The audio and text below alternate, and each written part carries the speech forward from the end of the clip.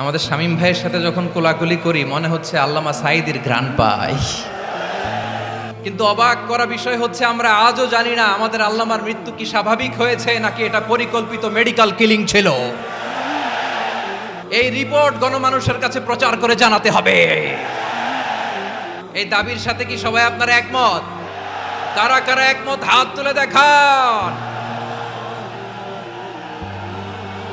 হযরতুল আল্লাম শহীদ মরহুম আল্লামা দেলওয়ার হোসেন সাঈদী রহিমাহুল্লাহ, ওনার স্মৃতি বিজড়িত আজকের এই ঐতিহাসিক প্যারেড ময়দানের তাফসিরুল কোরআনের প্রোগ্রামে সব আছে। স্টেজ আছে, শ্রোতা আছে, প্যান্ডেল আছে, মিডিয়া কাভারেজ আছে, কিন্তু আমাদের কলিজার টুকটাটা আমাদের মাঝে নাই। আজকের এই প্রোগ্রামে আলোচক হয়ে এই চেয়ারে আমি না বসে ওই শ্রোতাদের কাতারে বসে যদি আমাদের আল্লামার নুরানি চেহারার দিকে তাকিয়ে ওয়াজ শুনতে পারতাম, আমাদের হৃদয়টা ঠান্ডা হয়ে যেত, আমাদের তৃষ্ণার্ত হৃদয় শান্ত হতো। সব আজকে আছে, কি যেন নাই, ঠিক কিনা বলেন? আল্লাহ তাআলা প্রতি 100 বছরে একজন মুজাদ্দিদ পাঠায়, প্রতি 100 বছরে একজন মুজাদ্দিদ, যিনি সমাজকে সংস্কার করেন। আল্লামা দেলওয়ার হোসেন সাঈদী রহিমাহুল্লাহ ছিলেন তেমন একজন মুজাদ্দিদ। চিৎকার করে বলেন ঠিক কিনা? উনি শিরক বিদআতের আস্তানাকে তছনছ করে দিয়েছেন, তাওহীদের বাণীকে সমুন্নত করেছেন, গণমানুষের কাছে তাফসিরুল কোরআনকে জনপ্রিয় করেছেন। আজীবন আজীবন তিনি ইসলামকে বিজয়ী শক্তি হিসেবে দেখার স্বপ্ন দেখতেন।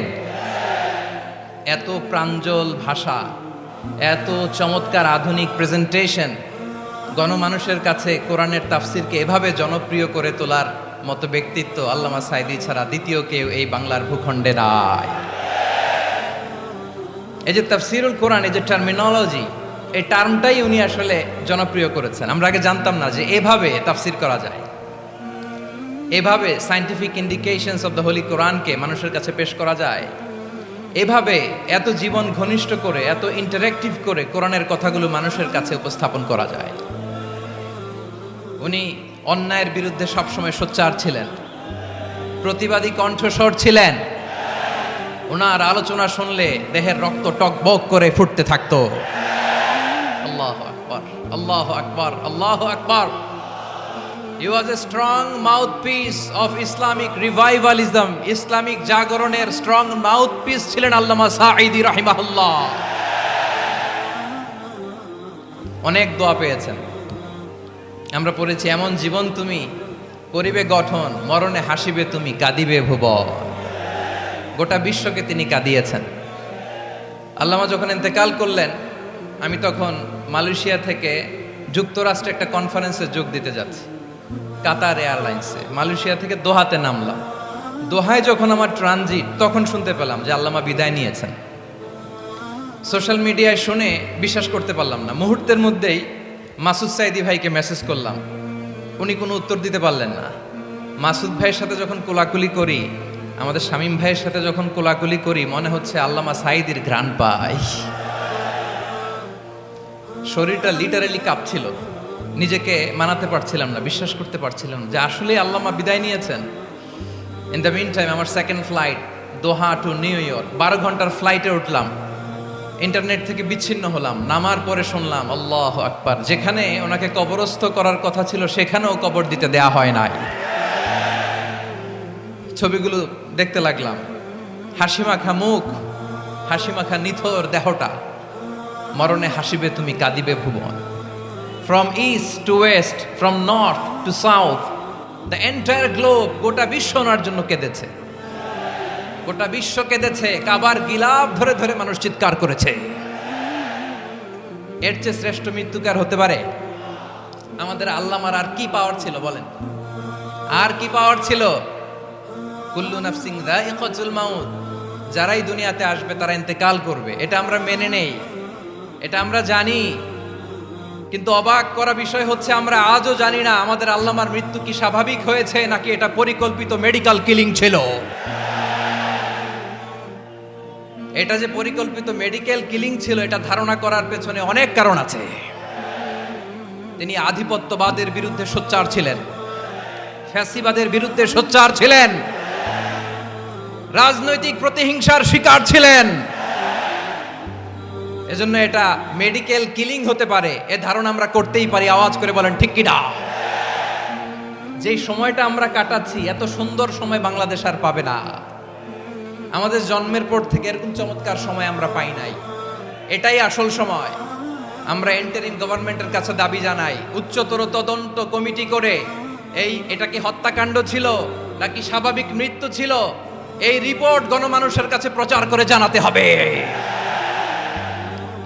এই দাবির সাথে কি সবাই আপনারা একমত? কারা কারা একমত হাত তুলে দেখান।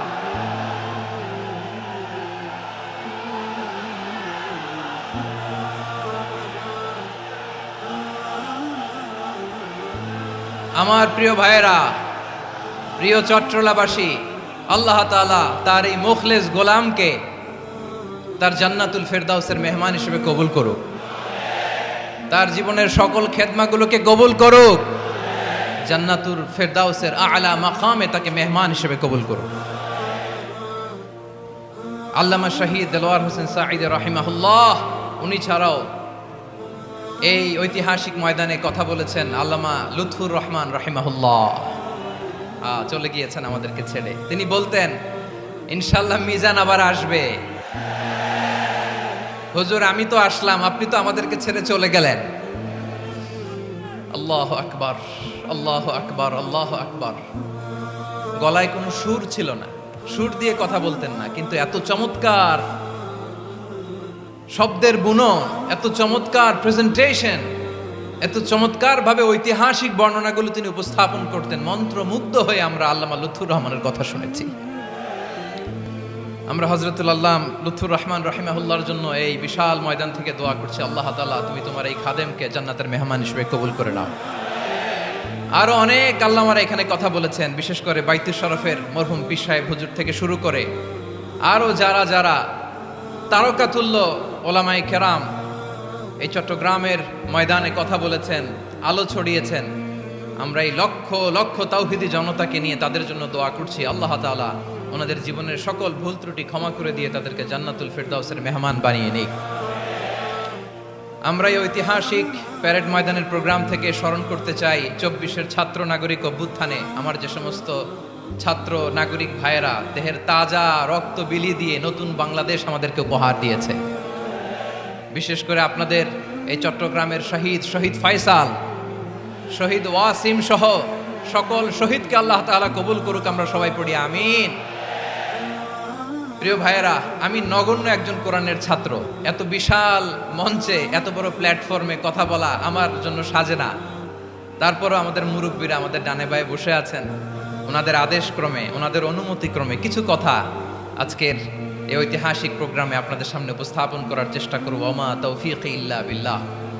প্রিয় ভাইয়েরা, 5 দিন ব্যাপী এই তাফসিরুল কোরআনের প্রোগ্রামে অনেক ওলামা হযরত কথা বলেছেন। যারা কোরআন সুন্নাহ থেকে আমাদেরকে কোরআনের কথাগুলো শোনালেন, আমরা যেন সেগুলো আমল করতে পারি, আল্লাহ আমাদেরকে তৌফিক দান করুন। শুরুতে আমাদের নিয়তটাকে খালেস করে নেওয়া দরকার। এই যে গ্যাদারিং, এই যে হিউজ শোডাউন, এগুলো যদি আমাদের নিজেদেরকে পরিবর্তন না করে তাহলে এতে কোনো লাভ নাই। জোরে বলেন ঠিক কিনা?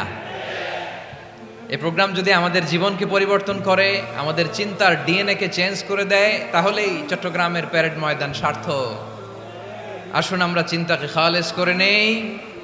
আমরা সবাই নিয়ত করি যে যতটুকু কথা আমরা কোরআনের আলোকে শুনবো, আমলের নিয়তে শুনবো ইনশাআল্লাহ। বলেন সবাই।